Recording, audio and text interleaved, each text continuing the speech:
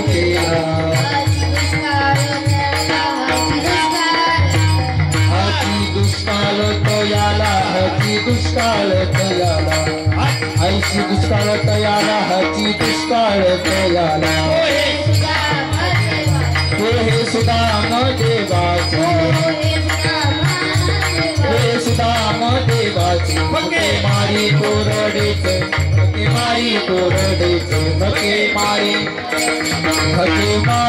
कोरडेचे फके मारी कोरडेचे फके मारी कोरडेचे घोर प्रेमाचा भुकेला घोर प्रेमाचा भुकेला हाती दुष्काळ तयाला हाती दुष्काळ तयाला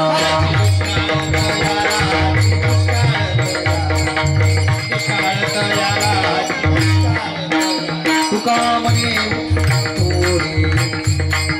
थोडे न म्हणे उच्चिष्टात थोडे न म्हणे थोडे तुका म्हणे भक्ती पुढे तुका म्हणे भक्ती पुढे तुका म्हणे भक्ती पुढे तुका म्हणे भक्ती पुढे तुका म्हणे भक्ती पुढे घोर प्रेमाचा भुकेला घोर प्रेमाचा भुकेला हाती दुष्काळ तयाला हाती दुष्काळ तयाला हाती दुष्काळ तयाला हाती दुष्काळ तयाला हाती दुष्काळ तयाला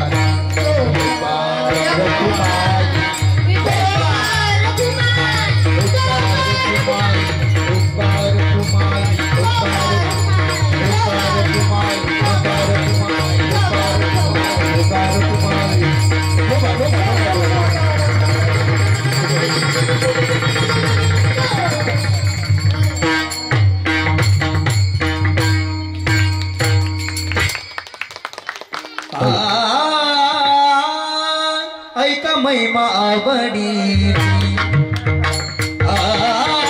ऐका महिमा आवडीची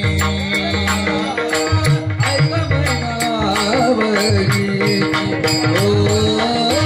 ऐका महिमा आवडीची ऐका महिमा आवडीची ऐका महिमा आवडीची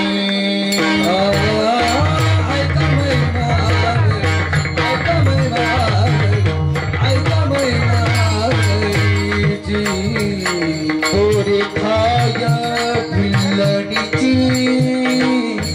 गोरे खाय भिल्लणीची गोरे खाय भिल्लणीची गोरे खाय भिल्लणीची थोड प्रेमाचा भुकेला भुकेला थोड प्रेमाचा भुकेला गोरे खाय भिल्लणीची गोरे खाय भिल्लणीची गोरे खाय भिल्लणीची गोरे खाय भिल्लणीची घोर प्रेमाचा भुकेला घोर प्रेमाचा भुकेला हाती दुष्काळ तयाला हाती दुष्काळ तयाला हाती दुष्काळ तयाला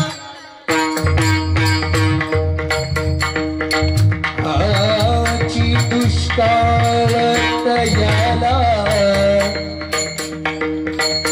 हाती दुष्काळ तयाला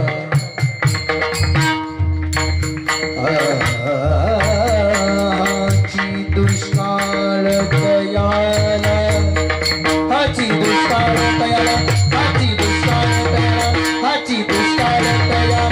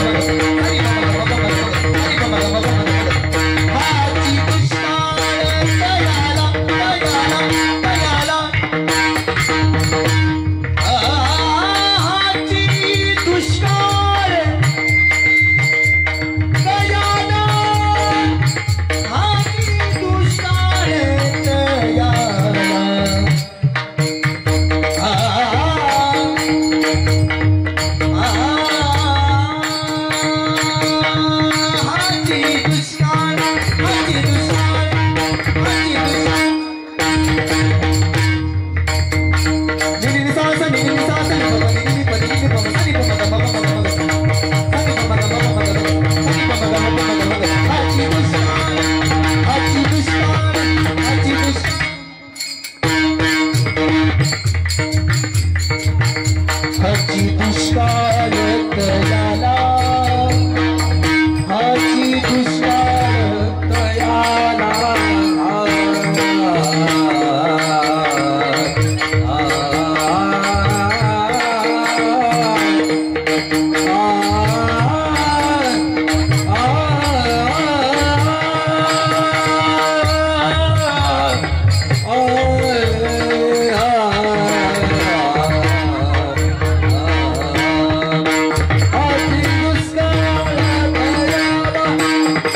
हाची दुष्काळ तयाला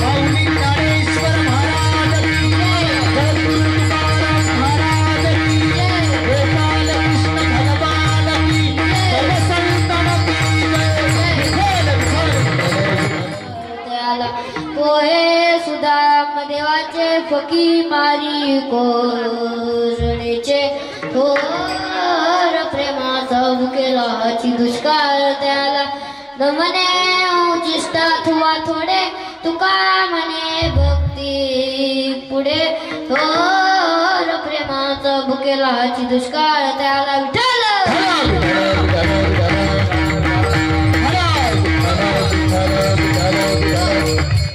समचरण सरोजं सांद्र नीला बुधाब जगनहित पाणी मंडनं मंडनान तरण तुलसी माल वंदरं कन्या नेत्रं सदै दोलहासं विठ्ठलं चिन्तया पांडुरंग करू प्रथम नमन पांडुरंग करू प्रथम नमन पांडुरंग करू प्रथम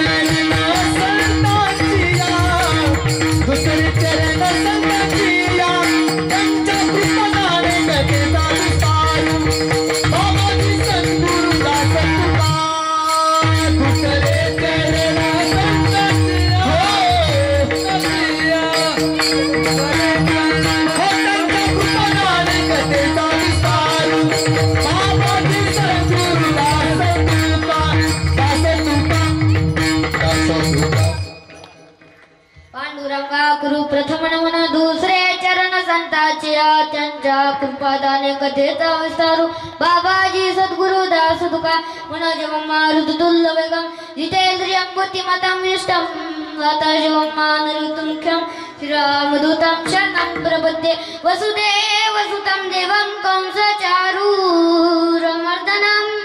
देवकी परमानंदम कृष्णं वंदे जगद्गुरु। ओम नमो ज्ञानेश्वर करुणाकर दयाळा तुमचा अनुग्रह लादलो पावन झालो चराचरी। नमो सद्गुरु तुकया ज्ञानदीपा नमो सद्गुरु सच्चिदानंद रूपा नमो सद्गुरु भक्त कल्याण मूर्ती नमो सद्गुरु भास्करा पूर्ण कीर्ती दयांची केली स्मरण होय सकल विद्यांचे अधिकरण तेचे वंदू श्री चरण सद्गुरूंचे ते नमस्कारो आता आन पवन कुमार हमारी हरि कीर्तन आन पवन कुमार हमारी हरि कीर्तन आन पवन कुमार हमारे हरि कीर्तन में आन पवन कुमार हमारे हरि कीर्तन में आपो पिरान संग राम जी को लाना आपो पिरान संग राम जी को लाना लाना जनक दुलारी लाना जनक दुलारी हमारी हरि कीर्तन पवन कुमार हमारे हरि कीर्तन में आन पवन कुमार हमारे हरि कीर्तन में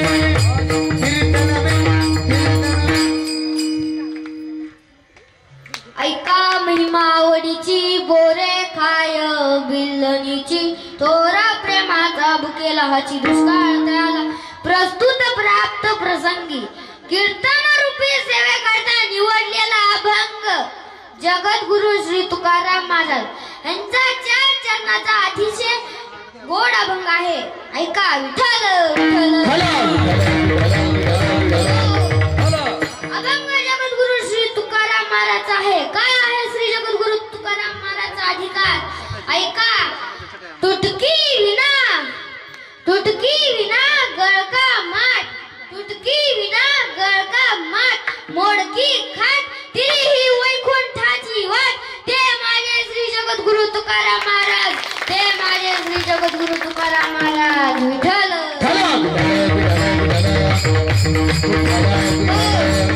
अजून सांगू इंद्रियांनी भीमेला पडलेलं गोड स्वप्न म्हणजे माझे श्री जगद्गुरु तुकाराम महाराज 5व्या वेदाचे निर्माते म्हणजे माझे श्री जगद्गुरु तुकाराम महाराज आणि वारकरी संप्रदाय कलशस्थानी शोभून दिसणारे म्हणजे माझे श्री जगद्गुरु तुकाराम महाराज।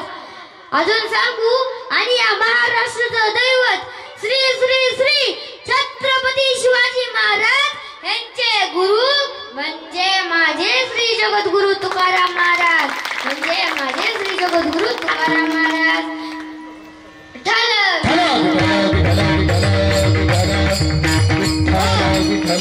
अजून सांगू तुकाराम तुकाराम नाम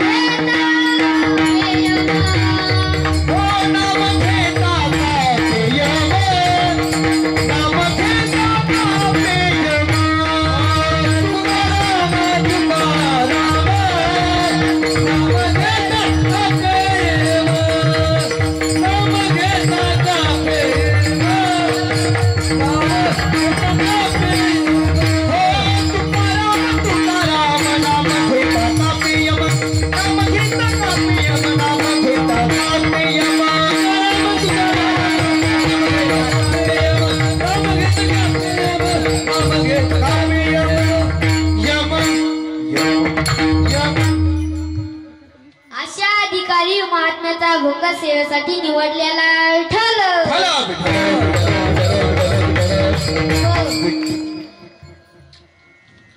माझ्या जीवनातील ही पहिलीच कीर्तन सेवा आहे। खरं तर एक कीर्तन पाहायला आणि ऐकायला माझे पप्पा पाहिजे होते। त्यांना किती आनंद झाला असता। मला उचलून घेऊन गाडीवर मिळवले असते, माझा खूप खूप लाड केला असते, पण दुर्दैवाने मी त्यांच्याच पुण्यतिथीला कीर्तन करत आहे।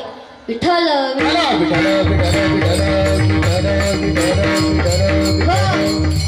माझे पप्पा मला सोडून गेले। आज पूर्ण 6 वर्ष होत आहेत। म्हणून आपण सर्वजण त्यांच्या पुण्यतिथीला जमलेला आहोत विठ्ठल.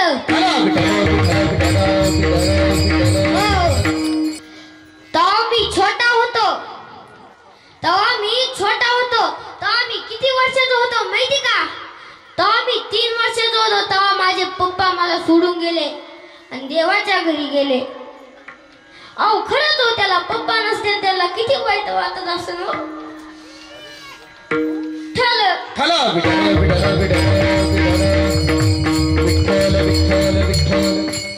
जेव्हा ते दुसरे त्यांच्या पप्पा सोबत खेळतात मला बी वाटतं माझ्या पप्पा सोबत मला खेळत.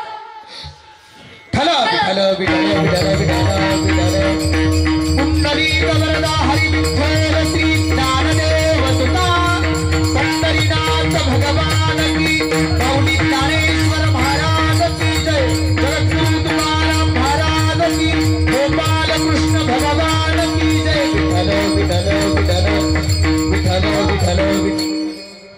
माझे पप्पा मला सोडून गेले आज पूर्ण 6 वर्ष होत आहेत.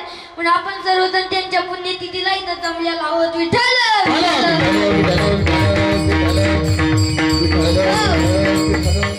या ठिकाणी तुम्ही सर्वजणांनी 7 दिवस श्रीमद भागवत कथा ऐकली.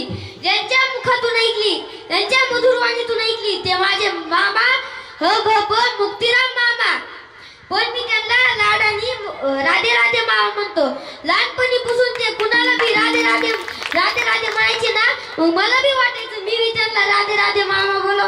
मी राधे राधे मामाच बोलतो. मी यांना वंदन करतो विठ्ठल.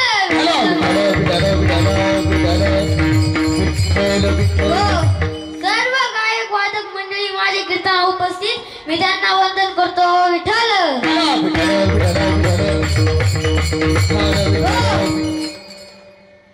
माझे आजी आजोबा मामा मामी काका काकी मावशी दीदी ते सर्व जण इथं उपस्थित आहेत, मी त्यांना वंदन करतो विठ्ठल.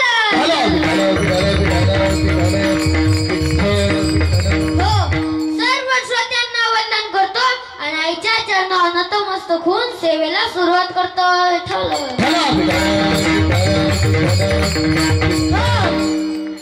मी कीर्तन करतोय पप्पासाठी, पण मला शिकवणारी माझी आई. मला खूप वेगवेगळ्या गोष्टी शिकवती. कीर्तन शिकवती, भजन शिकवती, गायन शिकवती, वेगवेगळ्या गोष्टी शिकवती. आता खूप खूप लाड करते. कशी आहे माझी आई सांगू? आई माझी मायेचा सागर, तिला तिने जीवन कर. आई वडील माझे थोर, काय सांगू त्यांचे उपकार. जीवनाच्या वाटेवरती किती असतो त्यांचा आधार. आई माझी मायेचा सागर, तिला तिने जीवनाकार. आई माझी मायेचा सागर, तिला तिने जीवनाकार.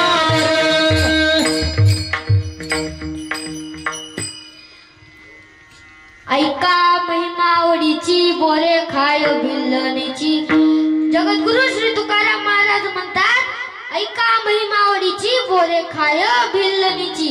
माझ्या भगवान परमात्मानी भिल्लणीचे औष्टे बोरे खाल्ले. कशामुळे? त्याच्या अंतःकरणातला भाव पाहायला, तिची भक्ती पाहायला, त्याचा प्रेम पाहायला.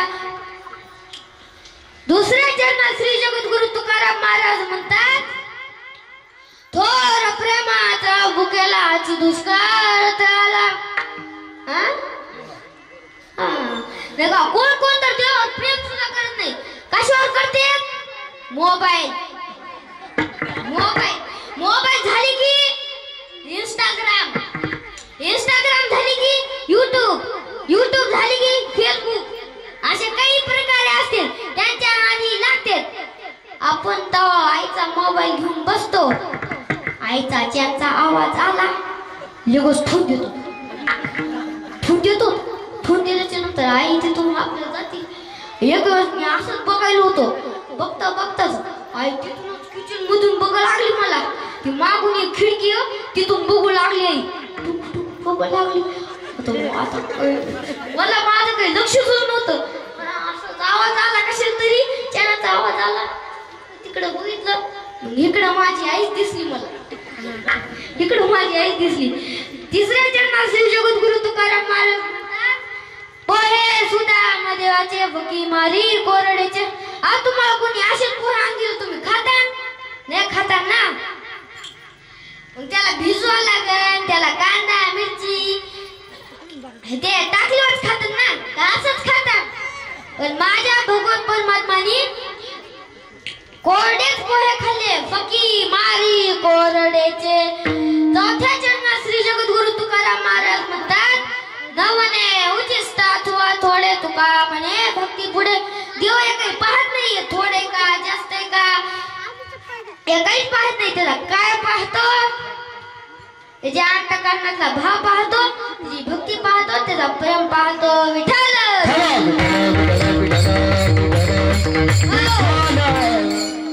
हा झाला सरळ जरा भंगाचा भाव तर विठ्ठल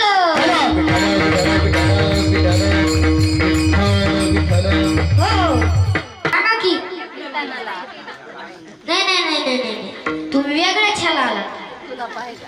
कोण कोण कीर्तन ऐकायला आलं असं कोण कोण छोटा मुलगा कसा कीर्तन करतो बघायला आलं. खरं बोललो का नाही सांगा.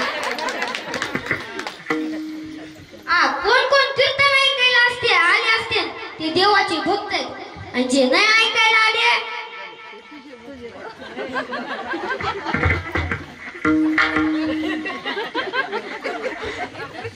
ते नाही ऐकायला आले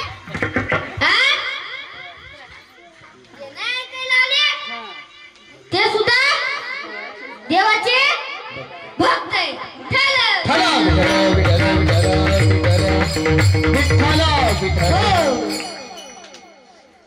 आपण सर्वजण या भारत देशात जन्म आलो. तुम्ही भारत देशात जन्माला आला तुम्ही बी सरळ आलात ना. मी कुठं पाकिस्तान मधलाय का नाही मी बी भारत देशात जन्माला आलो ना. सांगू का भारत देशाचे लोक कसले. अमेरिकेला चोर शोधायची मशीन निघली. अमेरिकेला चोर शोधायची मशीन निघली. त्या अमेरिकेमध्ये 1 तासात 2000 चोर सापडले. तीच मशीन वापस इंग्लंडला आली. 2 तासात 3000 चोर सापडले. तीच मशीन वापस चीन मध्ये आली. 3 तासात 4000 चोर सापडले. तीच मशीन वापस भारत देशामध्ये आली. तीच मशीन वापस भारत देशामध्ये आली. अर्ध्या तासामध्ये मशीनच गायब झाली.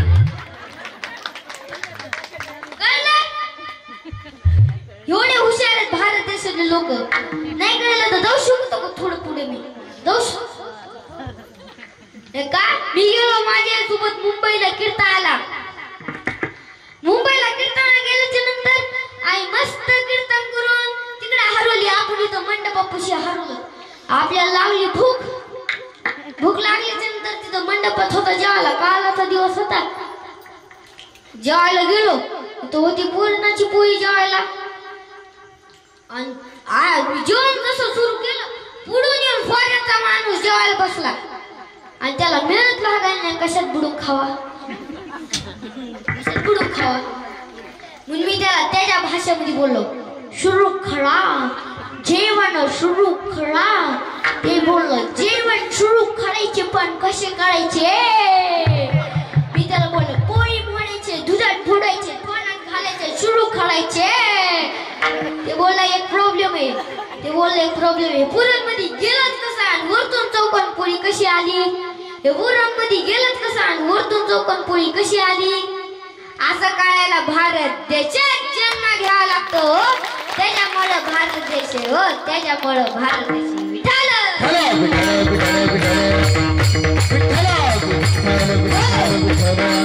याच पवित्र पावन मातीमध्ये अनेक साधू संत जन्म आले. त्याच साधू संतांनी माझ्या देवाला वेड लावलं. हे वेड नाही लावलं वेड लावलेला हे वेड नाही लावलं. त्याच्या अंतःकरणातलं वेड लावलं. त्याच्या भक्तीमधलं वेड लावलं. त्याच्या प्रेमामधलं वेड लावलं. या सुख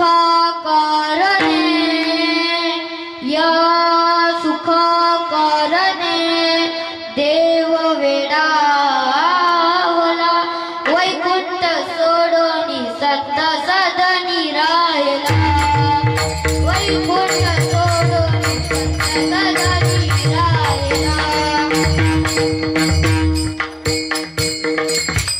देवाला संतांचा सहवास खूप आवडतो म्हणून प्रभू श्री रामचंद्र भगवान शबरी मैयाला दर्शन द्यायला आली. ऐका शबरी मैयाची कथा. शबरी ही एक भिल्ल राजाची मुलगी होती. तिला लहानपणापासून देवाची भक्त होती. छान छान भजन करायची. ती हळूहळू मोठी होऊ लागली. मग मोठी होऊ लागल्याच्या नंतर भिल्ल राजाने तिचं लग्न ठरलं. त्यांच्या मैत्रिणी काढत होते त्यांना मेहंदी आणि ती आली एकदा बाहेर असंच येऊन बघितलं तर अरे इथं एवढे पशु पक्षी कोण बांधलेत. तिची आई आली आणि बोलली अरे तू तुझ्या उद्याच्या भोजनासाठी गेलेले बाळा. शबरी मैया त्याच रात्री महल मधून निघून गेली. ती जाता जाता विचार नाही केला लग्न तर आपलंच आणि एवढ्या पशु पक्ष्यांचा जीव. शबरी मैया त्या महल मधून निघून गेली. निघून गेल्याच्या नंतर खूप लांब मध्ये जंगलामध्ये गेली. तिथं गेल्याच्या नंतर तिथं एक मेलेलं उंट होतं म्हणून शबरी मैया त्या उंटाच्या पोटात जाऊन बसली. तिला वाटलं नाही का आता एवढ्या घाण वासात आपल्याला कोणीच इथं सापडणार नाही. मग आपल्याला कोणी इथं सापडायला. शबरी मैया त्याच्यात जाऊन बसली. तिला कधी भीक लागली तर बाहेर येऊन खायची कंदमुळं फळं. असे अनेक दिवस होत राहिले. असे अनेक वर्ष होत राहिले. मग शबरी मैयाच्या एकदा डोक्यात विचार आला आता आपण इथं किती दिवस राहिलो तर आपल्याला इथून निघून जायला. शबरी मैया रात्री निघून गेली. निघून गेल्याच्या नंतर तिथं एक मातंग ऋषींचा आश्रम होता. तिथं रोज शबरी मैया 4 वाजता उठायची, झाडून घ्यायची, स्नानाला जायचा रस्ता साफ करायची, गंधमुळं फळं आणून द्यायची, पूजाला फुलं आणून द्यायची. आणि मातंग ऋषी येऊन बघितलं तर अरे कोण करताय माझ्यासाठी एवढे कंदमुळं फळं आणून देतात, फुलं आणून देतात, स्नानाला जायचा रस्ता साफ करतात. आणि ते बोलले ना आपले शिष्य करत असते खरं. ते असं झोपडीमध्ये जाऊन बघितलं. बोलले अरे तुम्ही खूप चांगलं काम करतात माझ्यासाठी. सगळे शिष्य बोलले अरे गुरुजी आम्ही हे नाही करत, हे दुसरंच कोणतरी करते, आम्ही हे नाही करत. म्हणून मातंग ऋषी लवकर उठले. 4 वाजता उठले आणि तिथं बघितलं तर तिथं शबरी मैया हे करत होती, झाडून घेत होती. आणि मातंग ऋषींनी आवाज दिला ए मुली इकडे या जरा इकडे या. शबरी मैया भीत आली. आल्याच्या नंतर ती मातंग ऋषी बोलले तू कुठून आलीस, मला तुझं नाव सांग ना, कुठे आलीस तू. तिने सगळी तिची कहाणी सांगितली. मातंग ऋषी बोलले तू माझ्या मुलीसारखी म्हणतो ह्याच आश्रमामध्ये राहा, चांगले चांगले भजन कर. शबरी मैया असेच राहू लागली. असे अनेक वर्ष होत राहिले.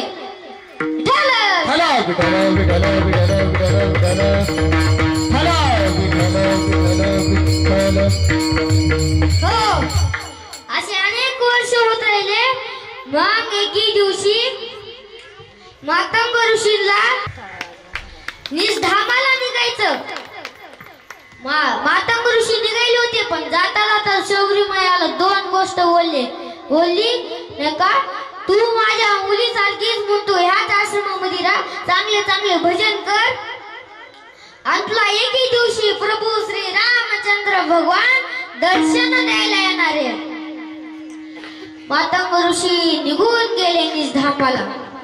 शबरी मैया रोज भजन गायची, देवाची पूजा करायची. काय म्हणायची माहिती? जब मेरे राम जी का आगमन होगा, शबरी की कुटियों का पावन होगा. आज मेरे राम जी का आगमन होगा, शबरी की कुटियों का पावन होगा. जब मेरे राम जी का आगमन होगा, शबरी की कुटियों का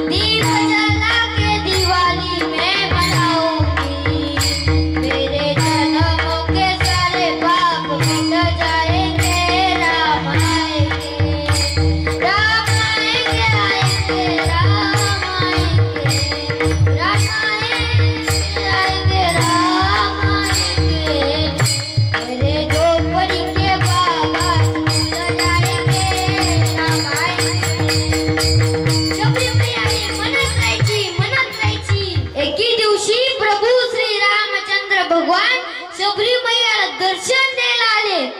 शबरी मैयानी जसं प्रभू श्री रामचंद्र भगवानला बघितलं तिला खूप आनंद होऊ लागला, खूप आनंद होऊ लागला. डोळ्यातून अश्रू यायला लागले, डोळ्यातून अश्रू लागले. प्रभू श्री रामचंद्र भगवानचा झोपडीमध्ये पावन झाला आणि शबरी मैयाला माहित नव्हतं आता प्रभू श्री रामचंद्र भगवानचे पाय कसे धुवायचे. शबरीकड पात्र नव्हतं, शबरीकड पात्र नव्हतं, पण तिच्याकड पात्रता होती. म्हणून शबरी मैयानी तिच्या अश्रूंनी नाही का पाय धुतले हातात घेऊन.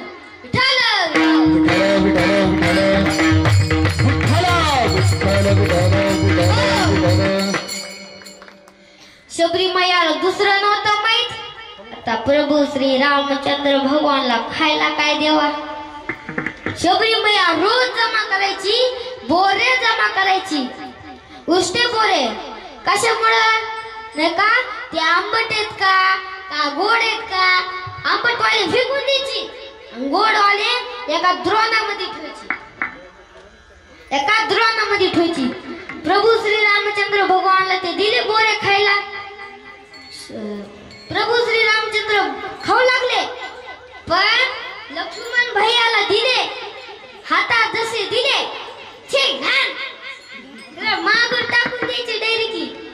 काय नादच नाही, असं टाकून द्यायचे मागच. पण लक्ष्मण भैयानी खाल्ले नव्हते, प्रभू श्री रामचंद्र भगवाननी खाल्ले. कशामुळं, त्याच्या अंतःकरणातला भाव कळायला, त्याची भक्ती पाहायला, त्याचा प्रेम पाहायला.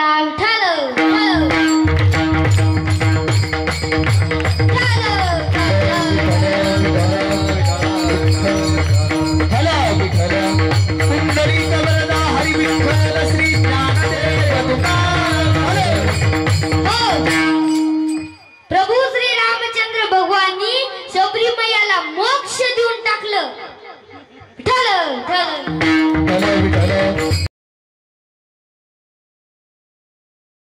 लागला या भंगाचा प्रथम चरण. ऐका महिमा वडीची, ऐका महिमा वडीची, ऐका महिमा वडीची, ऐका महिमा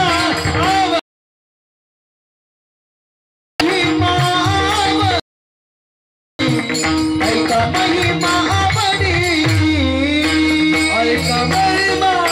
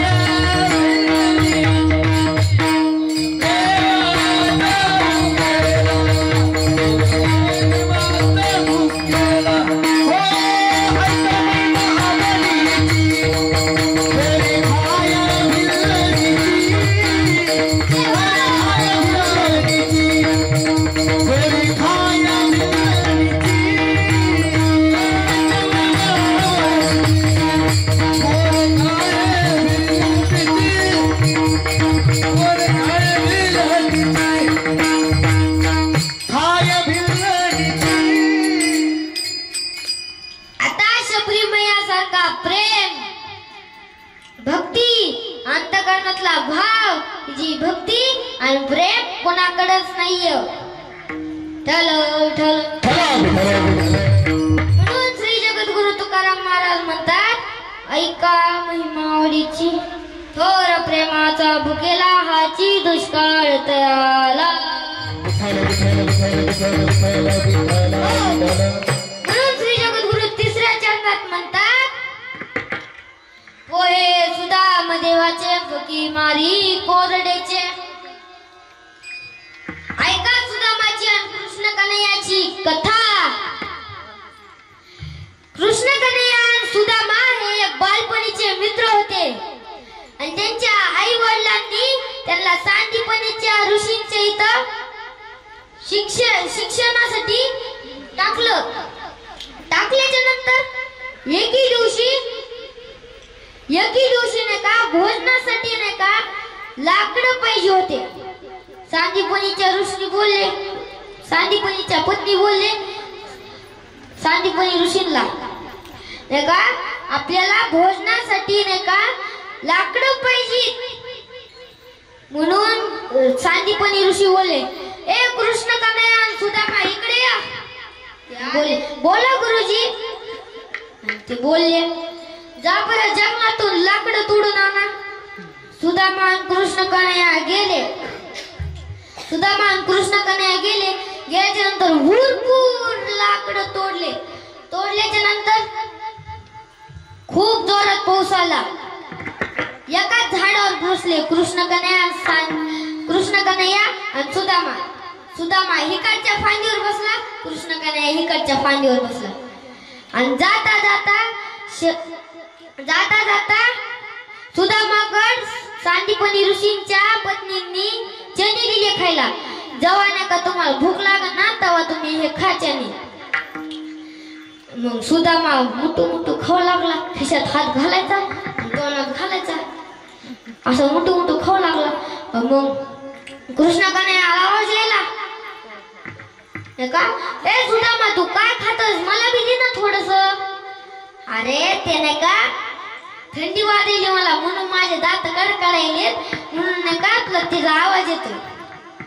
पाऊस गेल्याच्या नंतर ते गेले आणि त्यांचे शिक्षण सुद्धा संपल्याच्या नंतर आपल्या घरी गेले. आणि सुदामाला खूप गरिबी आली आणि कृष्ण कन्हैया द्वारक्याचा राजा झाला. का गरिबी आली, काय गरिबी आली आता सांगितलं होतं मी. म्हणून कृष्ण कन्हैयाचे सुद्धा वाटेचे चणे खाल्ले म्हणून नाही का सुदामाला एवढी गरिबी आली आणि कृष्ण कन्हैया द्वारकेचा राजा झाला. हो, जे देवाचं गावाचं आणि भावाचं खातो त्याचं कधीच चांगलं होत नाही. आणि जो हिसकावून खातो, लुबाडून खातो त्याचं कधीच पोट भरत नाही. आणि जे सगळ्यांना वाटून खातो ते कधीच उपाशी मरत नाही, ते कधीच उपाशी मरत नाही. आणि रोज सुदामाची पत्नी बोलायची, अहो जाना होत्या तुमच्या मित्राकडे किती मोठा राजा झाला, आपल्याला इथली एवढी गरिबी आली, जाना होत्या राजाकडे. एकदा सुदामाच्या पत्नीला लईच राग आला, बोल लागले, अहो जाना तुमच्या मित्राकडे जाना, ते किती मोठा राजा झाला, जाना. बर आता जातोच. पण सुदामा जाता बोलले, जाता देवाकडे जातानी नाही का मोकळ्या हाताने नसतं जायचं, नसतं. हा, सुदामाच्या पत्नीनी 2-4 घरातून मुठभर पोहे आणले. मुठभर पोहे आणल्याच्या नंतर सुदामाच्या एका पुरचुंडीमध्ये बांधून दिले आणि चलू लागले काठी घेऊन. सुदामा जाता खूप काटे होते हो, सुदामाला खूप काटे टोचायचे. रात्री झाली. रात्री झाल्याच्या नंतर त्याला झोप आली. झोपता सगळं पाठ सुद्धा रक्त बंबाळ झालं.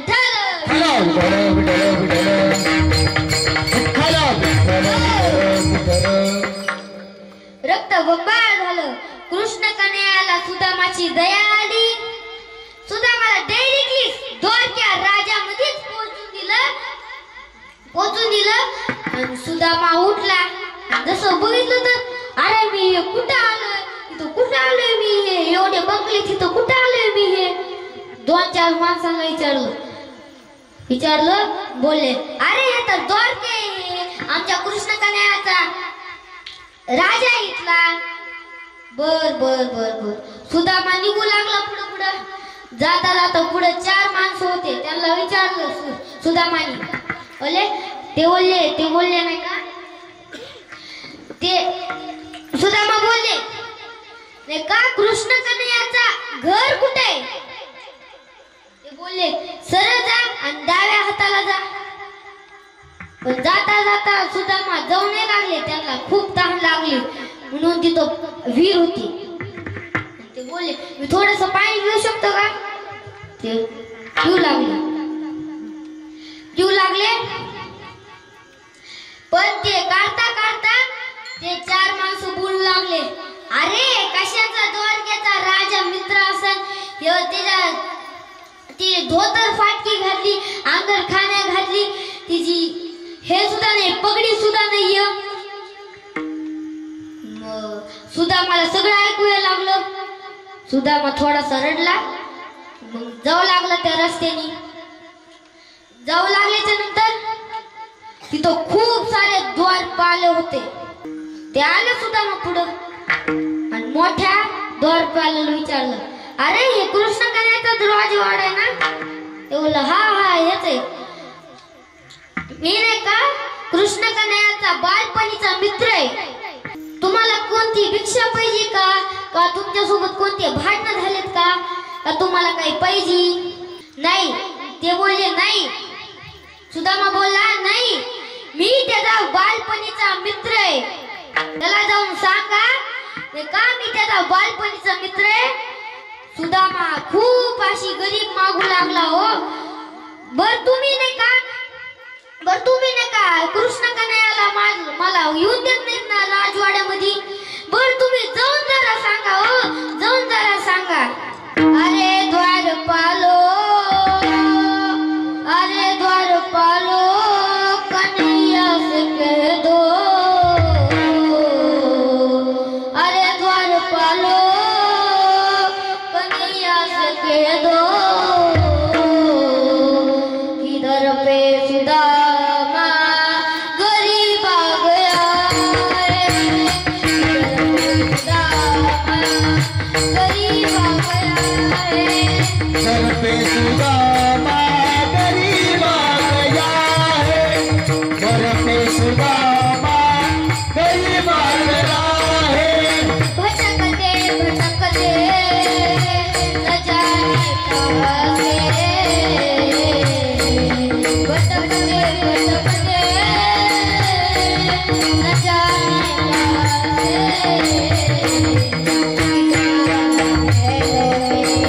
गरीब आ गया है,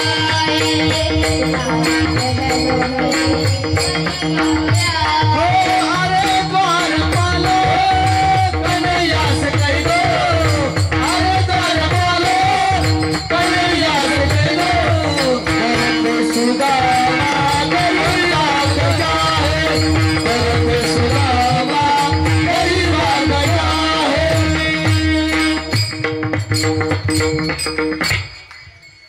ते जाऊ लागला आणि जाता जाता तिने विचार केला, अरे ह्याच्या पायात धोतर नाहीये, अंगर खा नाहीये, न सर पे है पगड़ी न तन पे है जामा, बता दो कन्हैया को नाम है सुदामा हो, बता दो कन्हैया को नाम है सुदामा.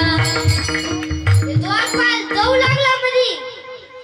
जाऊ लागला आणि पोचल्याच्या नंतर बोलले, अरे कृष्ण कन्हैया राजा, का तुमच्यासाठी कोण बाल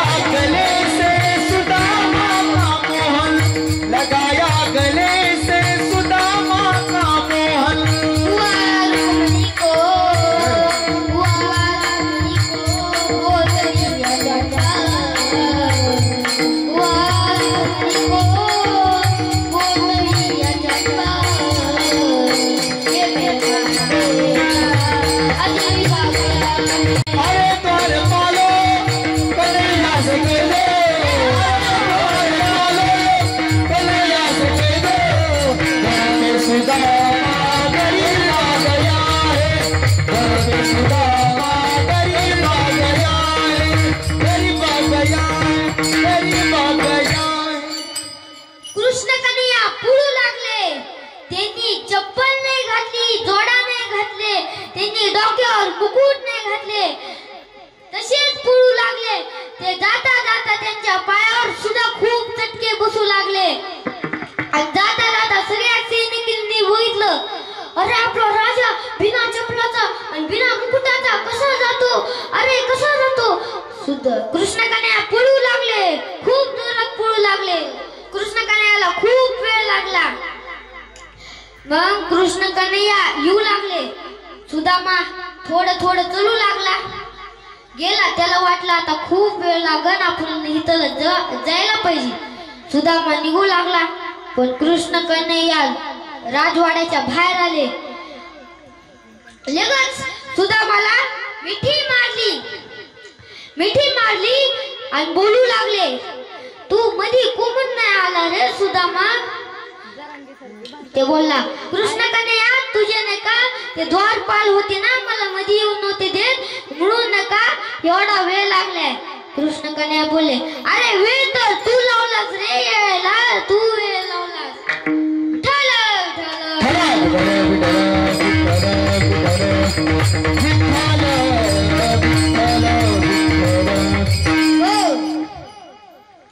वेळ तर तू लावलास हो. कृष्ण कन्हैयाचे शिपायाला बोलले कृष्ण कन्हैया, जा रथ घेऊन ये माझ्यासाठी आणि सुदामासाठी. ते आणू लागले. रथ आणल्याच्या नंतर बोलले, राजवाड्याच्या मध्ये जाऊ लागले. आणि जाता जाता तुम्हाला माहिती का कृष्ण कन्हैयाच्या पत्नी किती? 16,108. इतक्या त्यांच्या पत्नी. आपल्या जर एवढे असते तर आपल्याला किती परेशान झालो असतो.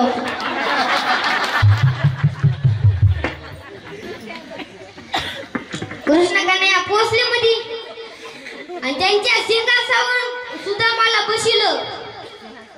सिंहासनावर बशिलं आणि कृष्ण कन्हैया बोलले,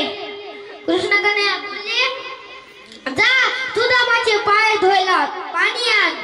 कृष्ण कन्हैयानी सुदामाचे पाय बघितले. सगळे रक्त बंबाळ झालं होतं. सगळे काटे कूट लागले होते सुदामाच्या पायाला. काटे कूट लागले होते. कृष्ण कन्हैया हळूहळू काढ लागले. पाणी आणायला खूप वेळ लागला म्हणून नाही का कृष्ण कन्हैया त्यांच्या अश्रूंनीच नाही का सुदामाचे पाय धुतले. एवढी मित्रता असती हो, एवढी मित्रता असती. एवढी जर मित्रता असती तर आपल्याला एवढे बेस्ट फ्रेंड कुठे भेटले असते हो. नसती तर बेस्ट फ्रेंड नसती तर आपल्याला कुठून मिळाले असते मित्र. फ्रेंडच नसला तर मग खेळायला कोण असं येतं. सांगा बरं तुम्ही ह्याचं उत्तर सांगा. हा सांगा. होय महाराज सांगा ना, सांगा.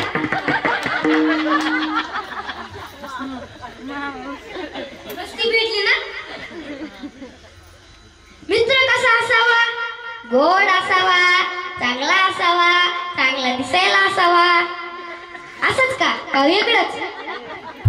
बरोबर आहे ना. बरोबर. पाणी आणायला वेळ लावला म्हणून अश्रूंनीच पाय धुतले. पाय धुतल्याच्या नंतर रात्र झाली. रात्र झाल्याच्या नंतर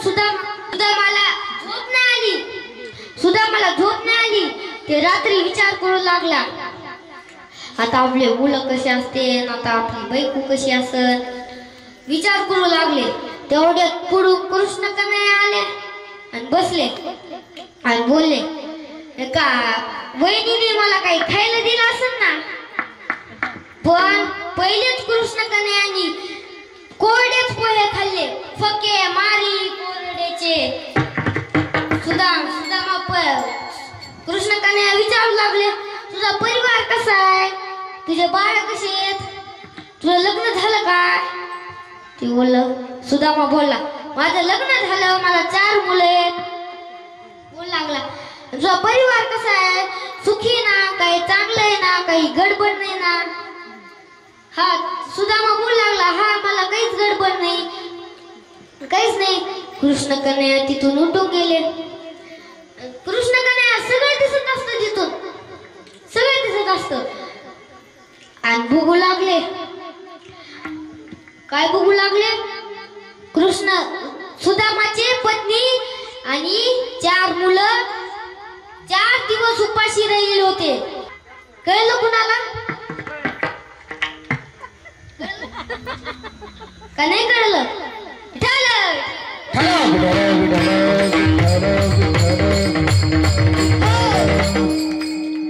सांगा बरं आता हे प्रश्न सांगा. कोणतं चालू होतं आपलं? सुदामाची पोरं बघत होते का?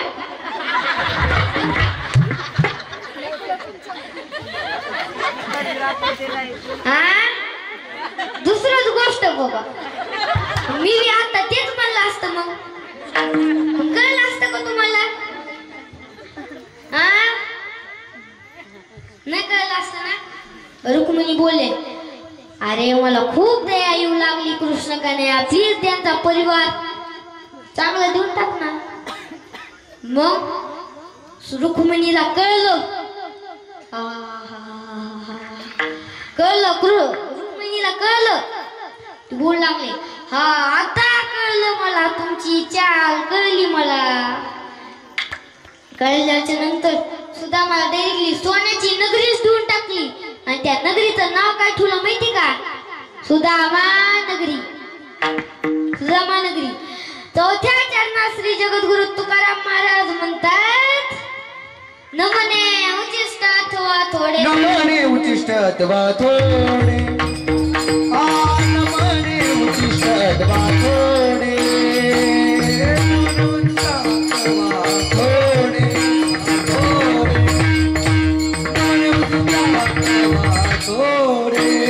तुका म्हणे भक्ती पुढे, तुका म्हणे भक्ती पुढे, थोर प्रेमाचा भुकेला, थोर प्रेमाचा भुकेला, तुका म्हणे भक्ती पुढे,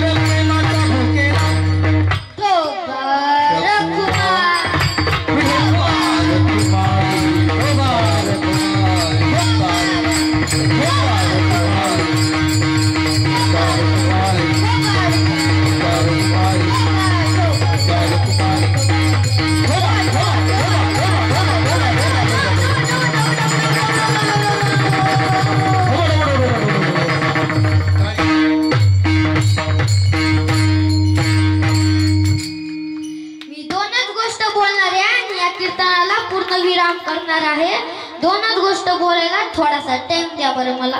आता मी तुम्हाला टाइम दिला होता, थोडासा मला बी द्यावा लागतं. 2 शब्द म्हणजे एक शब्दाचं 15 मिनिट असतं आणि दुसऱ्या शब्दाचं 15 मिनिट असतं.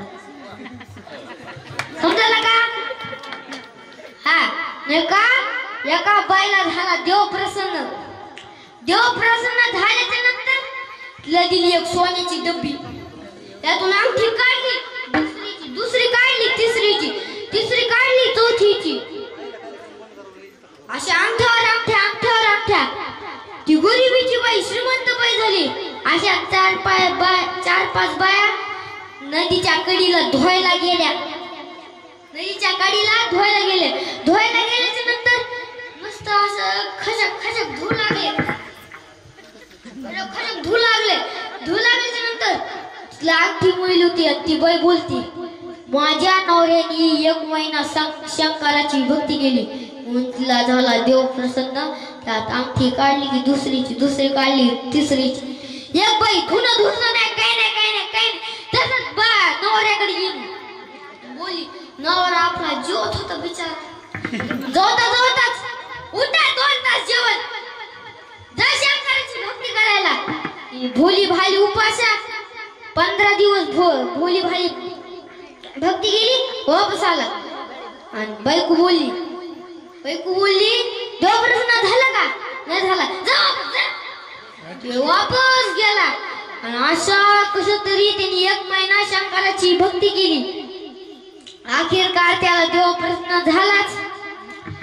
आणि त्याला देव प्रसन्न झाल्याच्या नंतर ते बोललं, सांग तुला काय पाहिजे? मला डब्बी पाहिजे. त्याला दिली डब्बी. पण शंकर भोळी बिले हुशार, दुसरं काही माहित ना बाळा, दुसरं काहीतरी माग, आपल्यासाठी हे नसतं म्हणून.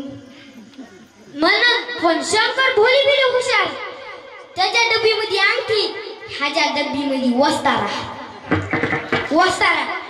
जाता घेऊन गेला. असं वडाच्या गार सावलीमध्ये बसल्याच्या नंतर बोललं, म्हणजे असं थोडं पाणी पिलं, गुड लागला. आता ही डब्बी खोलली, सुपडा चाप चमक गोटा सगळी गाडी मिशी सगळं काढून घेतलं ना. तसाच वस्तारा दाबला आणि चला आता. आणि सगळं असं घरी घेऊन गेलो ते. आणि घरी गेल्याच्या नंतर बाईक लांबूनच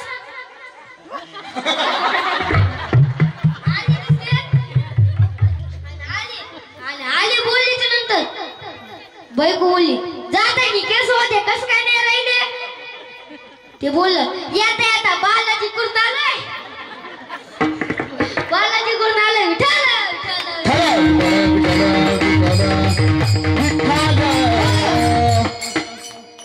अहो त्या बहिणी सगळ्या बाईला बोलिलो. गावची मास्तरी, गावची सरपंची, बचत गटाचे अध्यक्ष सगळ्यांना बोलिलं. चला म्हणा हळदी कुंकाला. आल्याच्या नंतर आता ही डब्बी आल्या. सरपंचीन बाई हळूच डब्बी खोलायची. सगळ्यांनी हळदी कुंकू लावला. पहिले मास्तरी, नंतर बचत गटाचे अध्यक्ष, गावची मास्तरी, सगळ्यांनी हळदी कुंकू लावला. आता ही डब्बी कोणी खोलायची?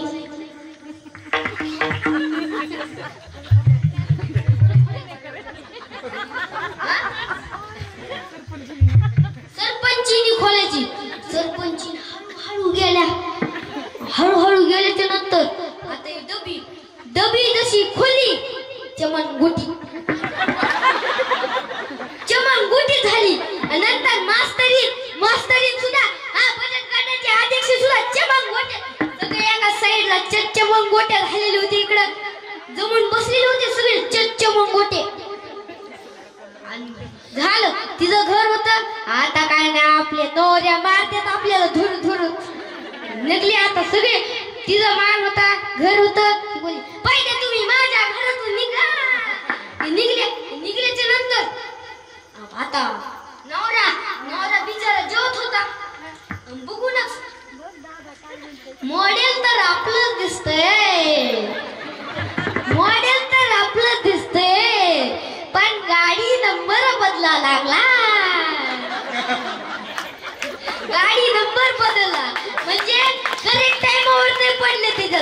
चमंग वाटा करेक्ट टाइमवर पडला असतं तर मग सोबत झालं असतं, मग दोघं एकामेकाला धूर घाललं असतं. आता हे झाले 15 मिनिट, आता अजून एक 15 मिनिट.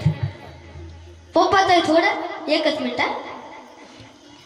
2 गोष्ट सांग पण पूर्ण विराम.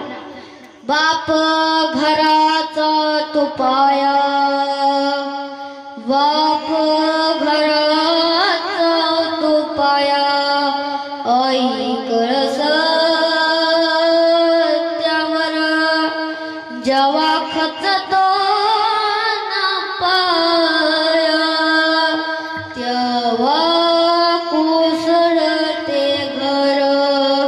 बाप तलवार डल, बाप पेटती मशाल, बाप जागत म्हणून घर झोपत खुशाल. बाप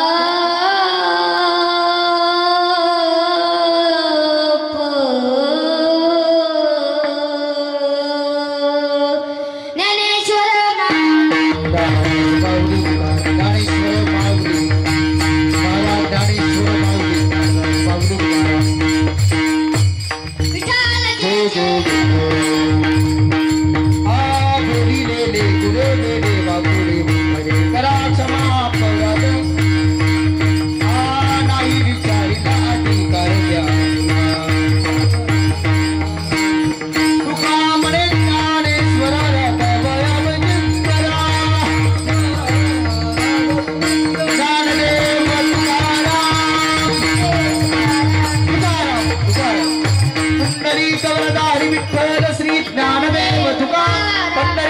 भगवान माऊली ज्ञानेश्वर महाराज, जगद्गुरु तुकाराम महाराज, गोपाल कृष्ण भगवान, सब संतन की जय. जय हो. मस्तक हे पायावरी या वारकरी संतांच्या आपल्या या चप्पावती नगरीमध्ये, आपल्या राधाकृष्ण नगरीमध्ये कैलासवासी राधाकृष्ण रामचंद्र गायकवाड पाटील यांच्या या पुण्यस्मरणाच्या निमित्ताने सुरू असलेला भागवत कथा ज्ञानयज्ञ सोहळा, आणि या ज्ञानयज्ञ सोहळ्यामध्ये आज आमचे भाचे असणारे आदरणीय महाराष्ट्रातील ख्यातनाम कीर्तनकार, महाराष्ट्र जिजाऊरत्न पुरस्कार प्राप्त असणाऱ्या माझ्या भगिनी प्रतिभाताई गायकवाड पाटील यांचे चिरंजीव असणारे आमचे भाचे पृथ्वीराज महाराज गायकवाड बालकीर्तनकार. कोणालाही वाटणार नाही की हे पहिलं कीर्तन असेल म्हणून. मातांनो आणि बीडकरांनो, शुद्ध बीजापोटी फळे रसाळ गोमटे आपण म्हणतो, पण सोपं नसतं बरं. हे साधना करत असताना भागवत महाराज, चंद्रकांत महाराज आहेत, आमचे परममित्र असणारे येवले महाराज आहेत, इकडे सर्व महाराज मंडळी आहेत. कीर्तनकार होणं एवढी सोपी गोष्ट नसते बरं. हे बाळ खूप असणाऱ्या कमी वेळामध्ये यांनी तयारी केलेली आहे, आणि आमच्या ताईंनी खूप मोलाचं मार्गदर्शन करून या बाळाला घडवलेलं आहे. ज्यावेळेस कीर्तन सुरू झालं आणि हे कीर्तन ऐकण्यासाठी माझे पप्पा जर असते, असे शब्द ज्यावेळेस त्याच्या मुखातून निघाले, ज्यावेळेस त्याने प्रॅक्टिस थोडी करून दाखवली ना आम्हाला, त्यावेळेस त्याच्या डोळ्यामध्ये पाणी आलं नव्हतं बरं. इथं आल्यानंतर त्याला वाटलं असं माझी पहिलीच कीर्तन सेवा आहे. तो भावनिक झाला आणि आपल्या सगळ्यांच्या डोळ्यामध्ये अश्रू आले. त्याचं कौतुक म्हणून आज सर्वजण आपण पहिल्या कीर्तनाचे त्याचे साक्षीदार आहात. मी सगळ्यांकडे एकच विनंती करेल, सर्व बीडवासियांना, ज्ञानी असणारे सर्व असणारे नागरिक याच्या जीवनामध्ये उत्तमोत्तम प्रगती करत असताना भगवान कृष्ण कन्याचं तर सदैव त्याला आशीर्वाद लाभेलच, पण तुम्हा सर्व बीडकरांचं प्रेम सदैव त्याला हवंय. त्याला चालना देण्यासाठी आणि त्याची उत्तम उत्तम प्रगती होण्यासाठी तुमचे सर्वांचे आशीर्वाद सदैव त्याच्या पाठीमागे असायला पाहिजे आणि असू द्या, अशी प्रेमाची विनंती करेन.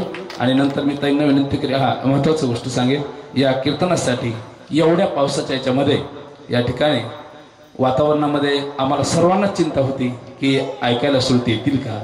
त्याप्रमाणे कीर्तनाच्या साथीसाठी महाराज मंडळीला ज्या निमंत्रित केलेलं आहे ते येतील का. पण आमच्या पृथ्वीराज महाराजांच्या कीर्तनासाठी महाराष्ट्रातील एक ख्यातनाम मृदंगवादक आमचे परममित्र असणारे मृदंग विशारद गणेश महाराज आमटे या ठिकाणी आले. त्यांचं सर्वांनी स्वागत करायचं आहे. त्याचप्रमाणे गान कोकिळा आपल्या बीड जिल्ह्याचं भूषण पंडित रघुनाथजी खंडाळकर गुरुजी आळंदी यांचे पट्टशिष्य असणारे आमचे भागवत महाराज नरोडे या ठिकाणी खूप लांबून आले. खूप गोड त्यांचा गळा आहे, खूप गोड आवाज आहे, त्यांनी सुंदर साथ केली. त्याचप्रमाणे उत्कृष्ट मृदंगवादक महाराष्ट्रातील खूप सुंदर कीर्तनकार वैकुंठवासी बाबासाहेब महाराज इंगळे विनोदमूर्ती यांच्या सोबत अनेक काळ त्या ठिकाणी सोबत राहिलेले आपल्या बीडचं भूषण असणारे चंद्रकांत महाराज शेळके यांनी उपस्थित दिली, त्यांना धन्यवाद. त्याचप्रमाणे आमचे पोपट महाराज गोरे त्यांनाही मनापासून धन्यवाद. जे विनेकरी आहेत आमचे चाटे महाराज यांनाही मनापासून धन्यवाद. त्याचप्रमाणे जाधव महाराज यांनी गायनाची सुंदर साथ केली. युट्यूबवाले भैया खूप सुंदर त्यांनीही त्या ठिकाणी शूटिंग केलेली आहे, त्यांना मनापासून धन्यवाद देतो. ज्यांची संशय टीम आहे त्यांना मनापासून धन्यवाद. या कार्यक्रमासाठी विशेष या ठिकाणी आपण सर्वजण चालत सगळ्यांचे मी त्या ठिकाणी मनापासून आभार मानतो. आमचे घिगे साहेब असतील, डोंगरे साहेब असतील, आमचे असणारे त्या ठिकाणी सर्वच बीडकर मंडळी, आमचे खरसाडे मामा असतील, सर्वजण सगळ्यांचाच नाम उल्लेख मला या ठिकाणी आता करता येणार नाही. ते सगळ्यांचे आभारही मानतील. आणि ताईंना मी विनंती करतो की आपण तुमचं 2 मिनिटाचं मनोगत या ठिकाणी व्यक्त करावं. खरं सांगायचं म्हणजे आज कथेचा हा 6वा दिवस आहे बरं का अतुल महाराज. मी अजूनही माईकला हात लावलेला नाहीये आणि मला ते शक्य नाही. मी फक्त एवढंच म्हणेन, आपल्या सर्वांचं प्रेम माझ्या कुटुंबावर, अर्थात मी, माझी मुलगी आणि मुलगा या ठिकाणी राहतो. राधाकृष्णवासियांचं माझ्यावर फार प्रेम आहे सर्वांचं. त्याचबरोबर या ठिकाणी माझे आई वडील, माझ्या सासूबाई, माझ्या बहिणी, माझे मेहुणे, सर्व स्वकीय असणारे सर्वांच्या ऋणात राहणं मी पसंत करेल. कारण तुमच्या सर्वांच्या ऋणातून मी उतराई होऊ शकत नाही. मी एवढंच बोलेल, आपल्या सर्वांचं प्रेम माझ्या बाळावर राहू द्या आणि त्याला चालना देण्यासाठी ज्यांना जे शक्य होईल ते तुम्ही करा. फक्त बाकी काही अपेक्षा नाहीये. फक्त एक लेकराला घडवण्यासाठी, एका लेकराला थोडंसं बळ देण्यासाठी 4 शब्दांची गरज असते आणि ज्याच्याकडे हे त्या ठिकाणी चालना देणारे, प्रेरणा देणारे शब्द असतात ना, त्याच्यासारखा श्रीमंत माणूस दुसरा कोणीच नसतं बरं का. म्हणून फक्त आम्ही शब्दांचे भुकेलेलो आहोत. एवढंच म्हणेल, आपल्या सर्वांचं प्रेम असंच राहावं. बोलणं शक्य नाही मला माहीत होतं, म्हणून डोंगरे सर मी अजूनपर्यंत माईकला हात, मी एक शब्दही माईकवर आजपर्यंत बोललेला नाही. 6 दिवस झालेले आहेत आज. आणि या ठिकाणी फक्त 2-3 जण आपलं 1-2 वाक्यामध्ये मनोगत व्यक्त करतील. मी आमचे परमस्नेही असणारे जे पाहुणे पण आहेत आणि नेहमीच त्यांचा फोन असतो, ताई कशा आहात, काय आहात, व्यवस्थित आहेत का, काय कमी जास्त, नेहमी माझी चौकशी करत राहतात असे आमचे परमस्नेही, परमार्थप्रेमी हरिभक्त परण अतुल महाराज जीवले 2 शब्द बोलतो. पवित्र तू देह वाणी पुण्यवंत, जो वदे अच्युत सर्व काळ, जयाच्या चिंतने तरतील दोषी जळतील पाती